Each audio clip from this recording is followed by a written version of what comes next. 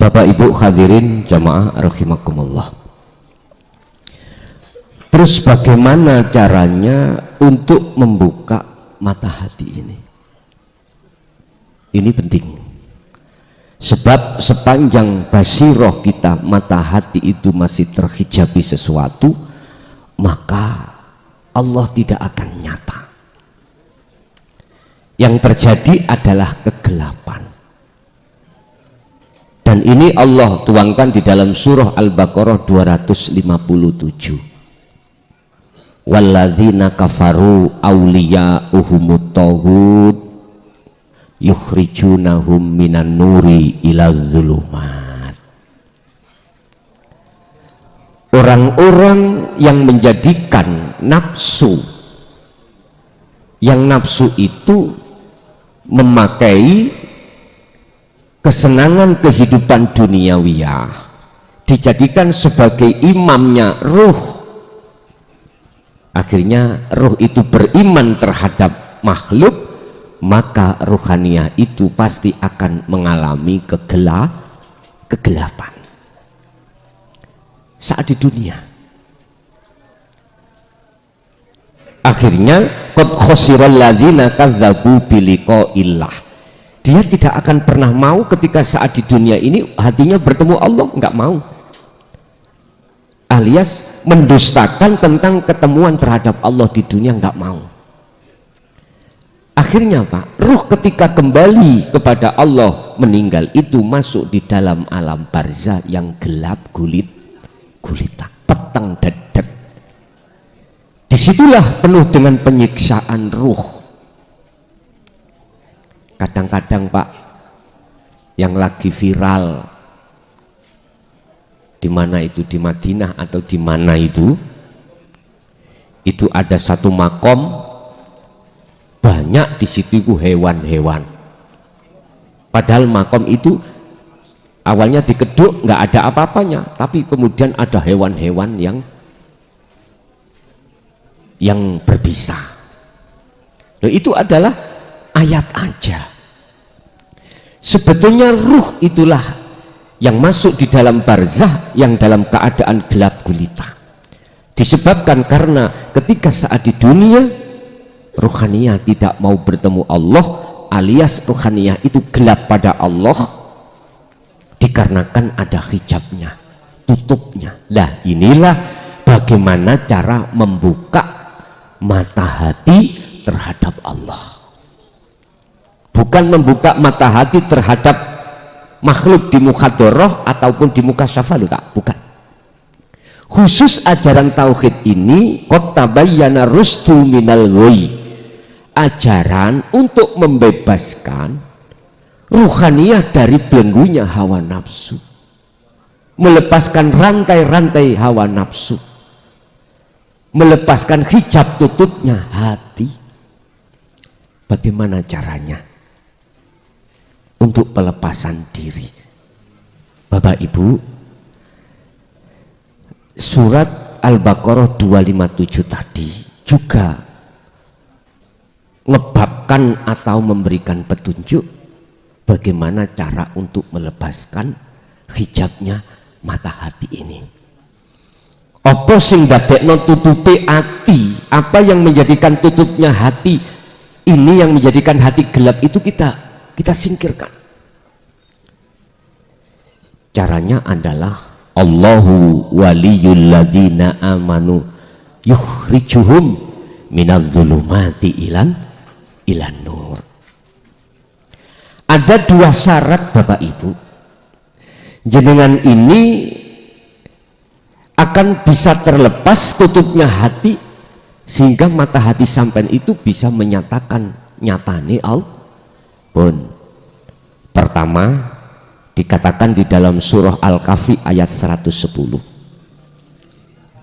barang siapa yang ingin terlepas tutupnya hati sehingga bisa bertemu terhadap Allah, pertama adalah falyamal amalan sholihan. Pertama, amalan sholihan.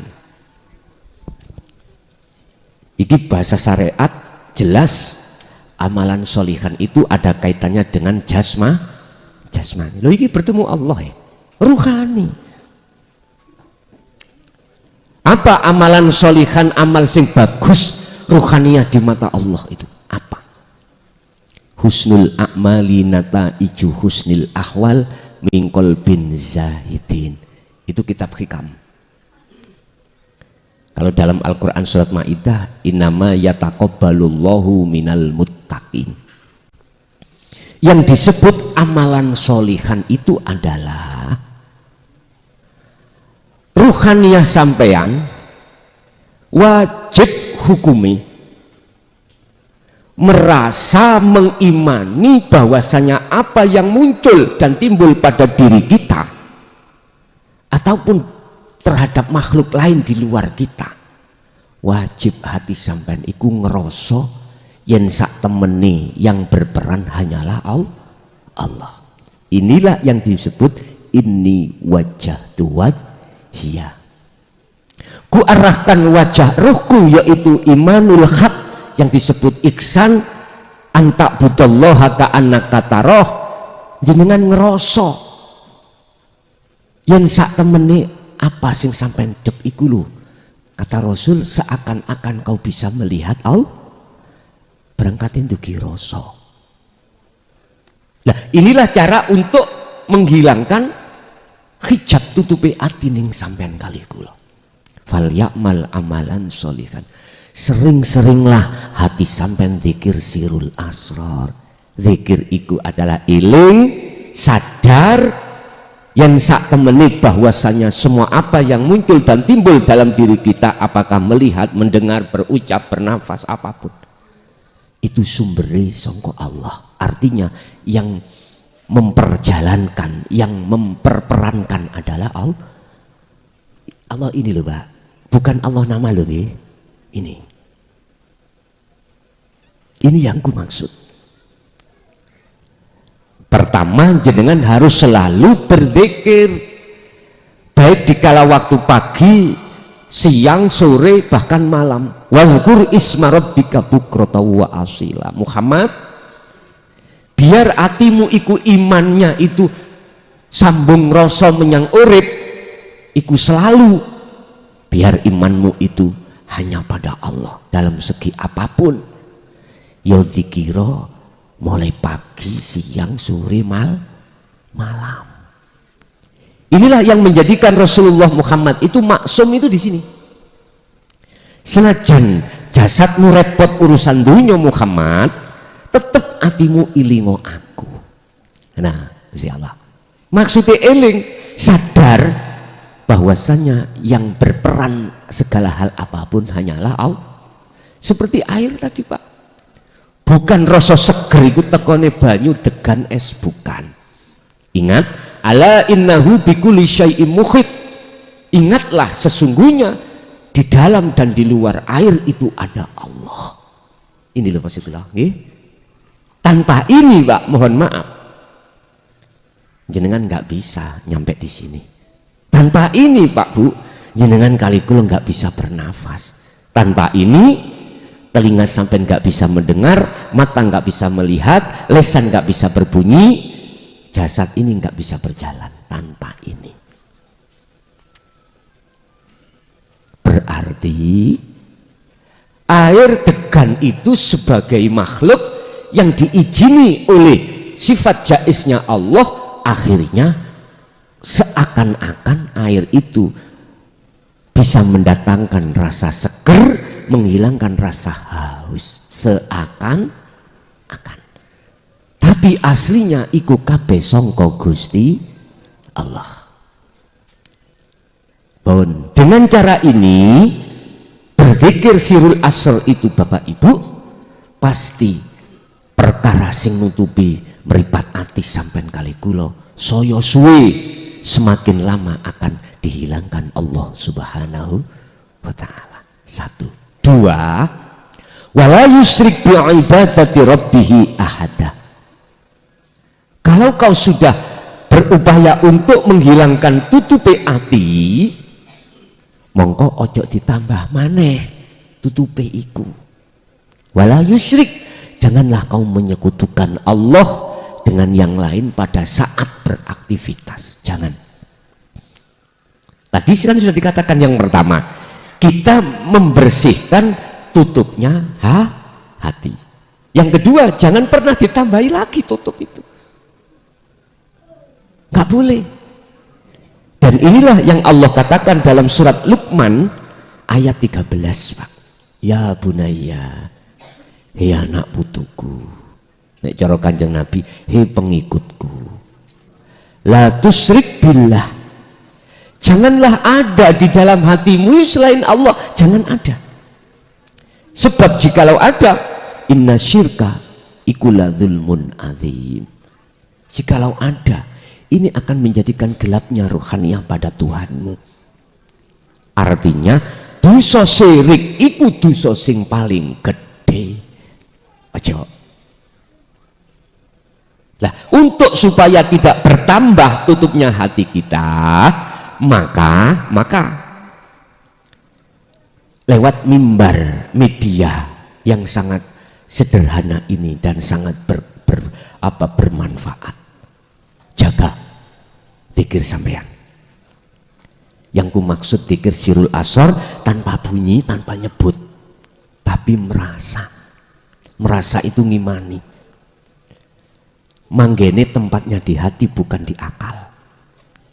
Hati ngerasa yang sak temene apa sing muncul nang aku iki Allah, bukan datangnya dari saya, tapi datangnya dari Allah.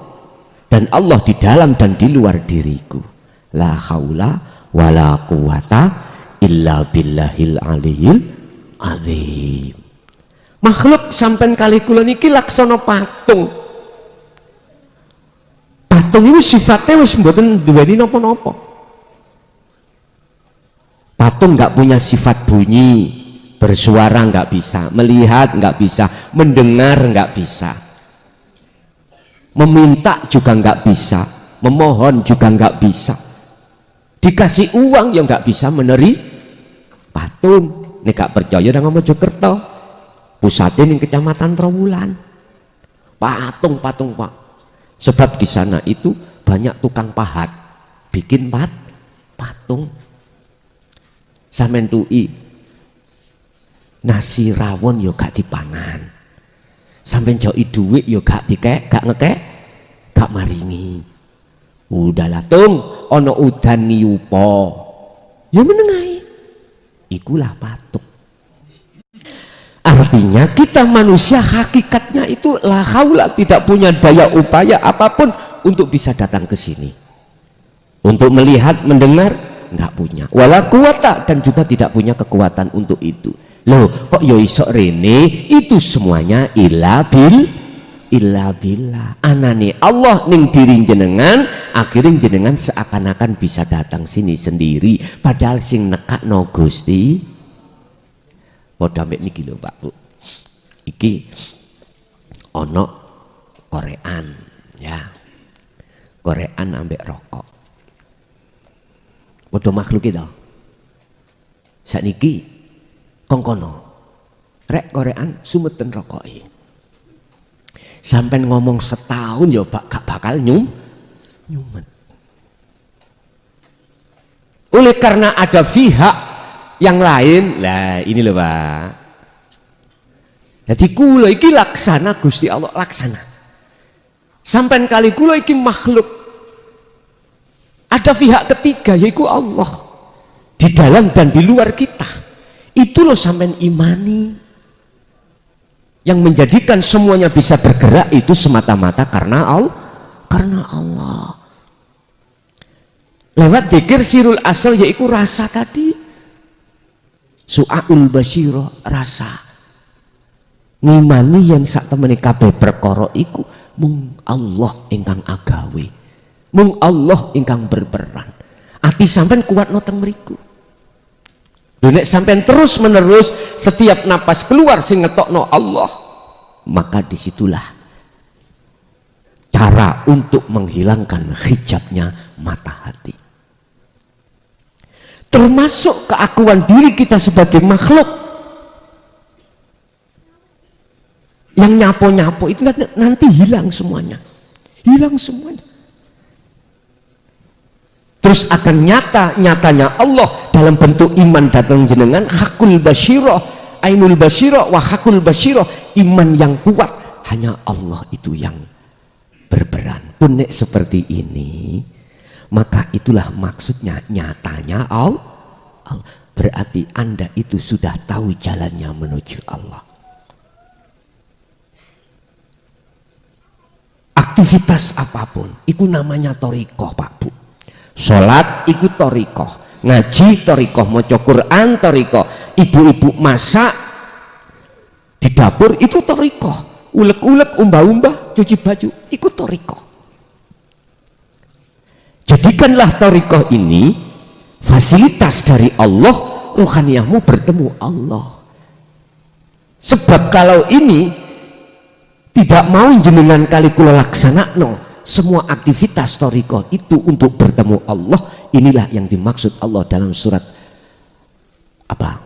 Asr, surat Asr, wal asri, demi masa Allah bersumpah nih Pak niki, demi masa innal insana sak temene akeh menungso iku lafi khusrin, di dalam kerugian besar.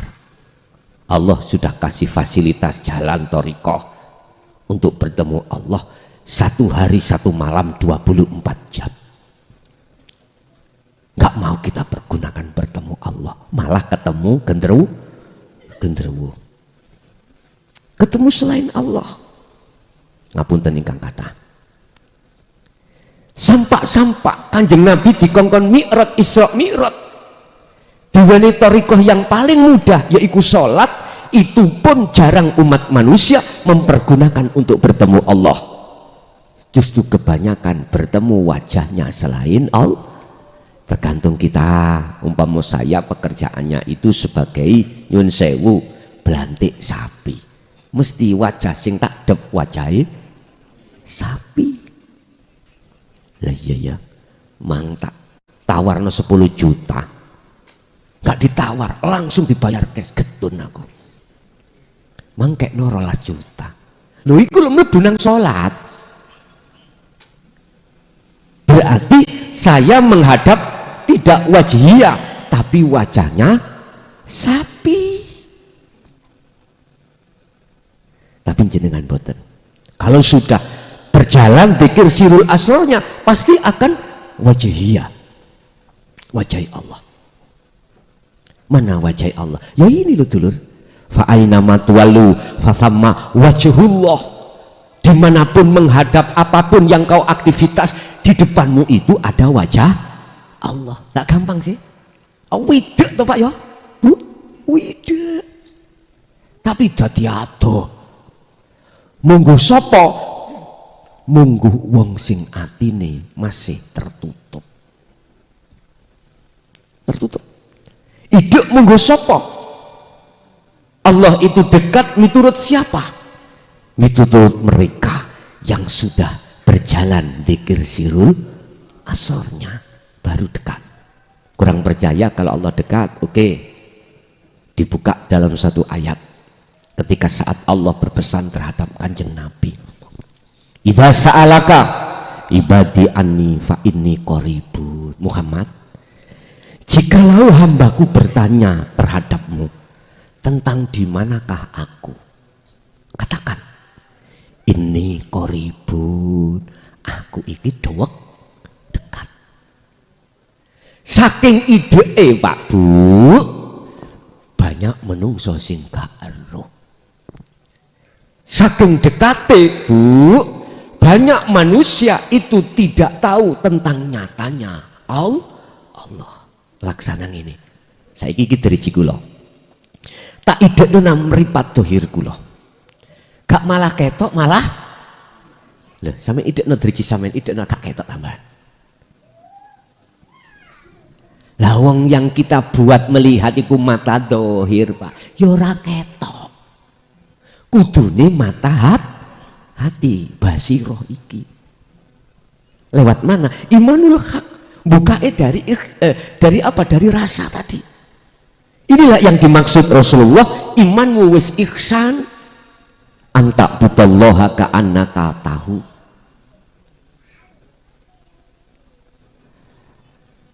Seakan-akan kau bisa melihat wujudnya Allah. Ya rasa tadi loh. Jikalau tidak bisa fa'ilam taroh, ya seakan-akan kau selalu dilihat Allah. Dilihat Allah. Inilah makrifat muraqabah, makrifat yang paling dasar. Makrifat yang paling dasar. Intinya, jikalau mata hati sampai tutupnya itu bisa cepat hilang, maka falyamal amalan sholihan. Pertama, terus lakukan asah, terus dzikir rasa tadi. Yang kedua, wala yusyrik bi ibadati rabbi ahada. Kalau kita sudah ada proses untuk menghilangkan hijab tutupnya mata hati, jangan kau tambah.